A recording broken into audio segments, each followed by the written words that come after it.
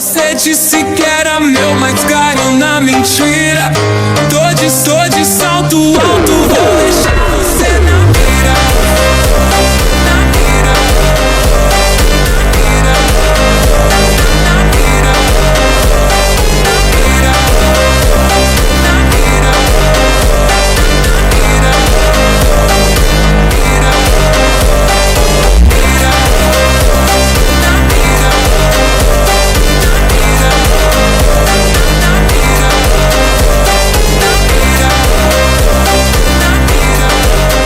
Yo, welcome back to another video. This is your host with the most, Cringe Gobby one here. Today we got chapter 210 called Ace Eater.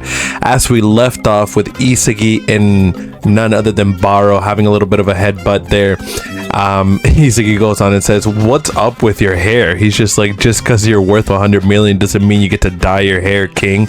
He's like, "You narcissist king." He's like, "Shut up, loser." As like he goes ahead and says, "Let's get this out of the way."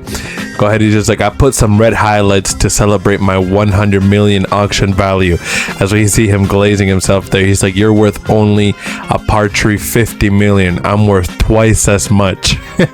He's like, "That's right, I'm worth twice as much." And he says that again. He literally repeats that same sentence again just to piss him off. He's like, "So annoying," says Isagi just right there. As we continue off, they're like, "Nah," says Aiko. He put it in yesterday. He's like, "We helped him out," says Nico. He's like, "We made him look stylish," says Aryu. He's just like, he suddenly said that he wanted to pump himself up before facing Isagi. He's like, "You're such a fashionista, right, Baro-chan?" As they're getting like all dolled up about it. He's like, "That's not the reason I put them on." He's like, not that the reason I put them in. He's like, "I wanted to go for a different look." He's like, "Totally was like a girl." Was like a girl the night before a date, says Aryu. And then Nico's like, "Instead of a king, he's now Princess Baro," which is insane for Nico to say that, because Nico not only has the same like eyes as Isagi, you know, with like that metavision shit, but like not the same, not fully developed, but you know, Isagi used to call Baro Princess Baro back in the day, back in the OG Blue Lock days. He's like a little bit of a nice little Easter egg they put there.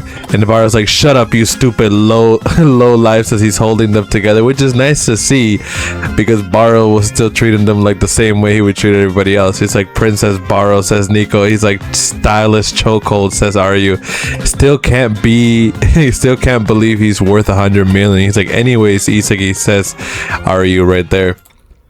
He's just like, "The ones who'll be sitting on Blue Lock's thorn will be us Ubers," as they continue off. And then he's just like, "Bring it on, let's see who's the last man standing," right there as he continues. As we get a little bit of a glimpse into the Blue Lock central monitor room, where we see none other than Baratsuda coming in where Ego is. He's like, "I have to say, I was totally wrong about you, Ego. Blue Lock TV is simply amazing. The ratings are going off the charts. We're ranking a ton, and we're making a ton of money." So he's all worried about the greens, and like Eagle's like, yeah, whatever. He's just like, "Look what I brought." He's like, I brought some Blue Lock merchandise so we could sell." He's like, "This right here is Blue Lock Kuma," which is like a little plushie situation. It's like, "This one is Buru Blue Lock, and if you squeeze it says super squishy, and my personal favorite is this Blue Lock Kun. What do you think?" And as he's showing off the situation, freaking Eagle's like rejected. He doesn't really give a crap about that. He's just interested in the soccer thing, and then pushes Baratsuda away. He's like, "That blue," and then Anri-chan is so cute. She's just like, "That Blue Lock Kuma is kind of cute." And then he's just like, "Is that all you came here for? If so, please leave. We're busy here." And then it's like, "Now, don't be like that. The Japan, that JFU invested a lot into Blue Lock as well." He's like, "I don't have to remind you or promise. I don't have to remind you the promise you made when I approved Blue Lock TV. Now, do you, Ego?" And then as they move forward, he's just like, "I didn't forget you money grubbling tanuki." He's just like, "No, fuck off." He's just like, doesn't give a fuck. He really doesn't care. He's like, "Then it's fine. After all, football is a business," with a little bit of a heart. Ari-chan doesn't say shit, just looks at him weird. And then we get, now today's match is about to kick off. The Neo Egoist League Ubers versus Bastard Munchin. Thank God. let's do this. We're finally here. He's like, with the 100 million man Shui Baro followed up his hat trick with another brilliant performance. He's like, they're basically saying, can the 100 million man do another fucking hat trick? And then, or will Mr. Blue Lock Isagi Yoichi score his first goal in the Neo Egoist League? Which is actually cool, because he does actually score his first goal in this match, I'm pretty sure. He's like, or will Kaiser outshine them all with his devastating Kaiser impact?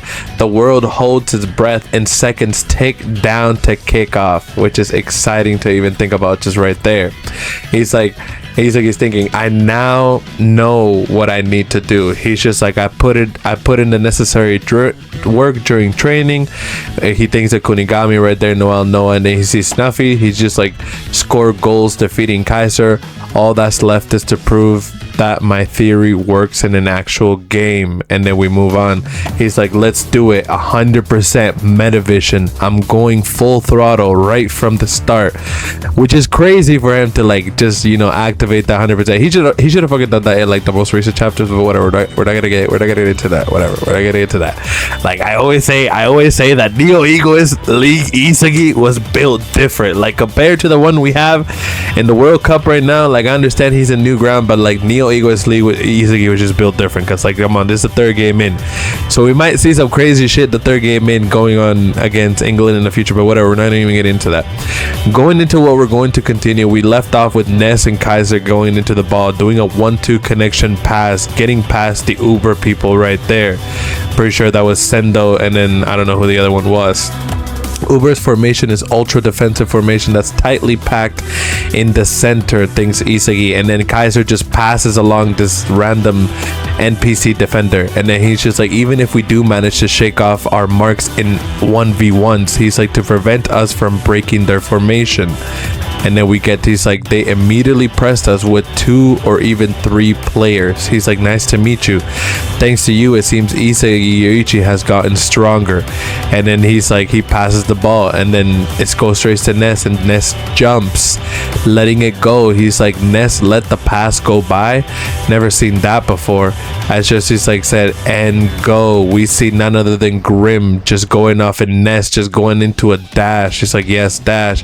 And then Isagi's like, Ness accelerated. He's like, he moved all the way to the front, and then he sees how it goes right there, and then Ness is going around, and he's like, and shuffle as Grim throws the ball, and then Ness thinks to himself, not bad. And then it goes around them right there, and then he moves around, and then he's just like, I'm just the bait, as Ness thinks, and then leaves it around so Kaiser could get the ball. He's like, so good. They broke Uber's formation by making Ness make a run from the midfield. They created a space for Kaiser to attack an unpredictable one-shot kill blitzkrieg. I don't know how do you fucking pronounce that word, but whatever. And then none other than Lorenzo comes in, and he's like, yo, Michael. He's like, so you're now worth 300 mil? Guess that makes you the ace. And then Isagi thinks he stopped it. He cut off the pass with a pinpoint accuracy. He's like, amazing. And he's like, so he's the heartbeat of Uber's defense, like Kaiser named to the next generation World 11. He's just like Kaiser named to the next generation World 11. And we see a little spread view right here. Don Lorenzo, the Ace Eater, which is the name of the chapter, which is actually pretty cool, which is actually sick. And then he says delicious right there, which we get introduced to, none other than Lorenzo here. We get a little shot. He's like, despite not revealing his full strength, his single-handedly shut down Kaiser's blitz attack, standing in front of Bastard Munchin's way in an impregnable Uber's defense. What does that say? He's like, spearheaded by the generation's strongest, one of Don Ace Eater Lorenzo, which is pretty cool. We just got that little spreadsheet there of meeting one of the new generation 11 players, which is Lorenzo, and we get to just end that chapter off which is insane. I'm not even gonna stress you out. Chapter 210, which is just the start of the match.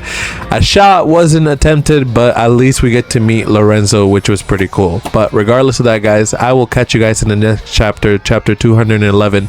Leave a like, subscribe for more, and I'll see you in the next one. This is always your host with the most, Cringe Copy One here, signing out. 君の虜になってしまう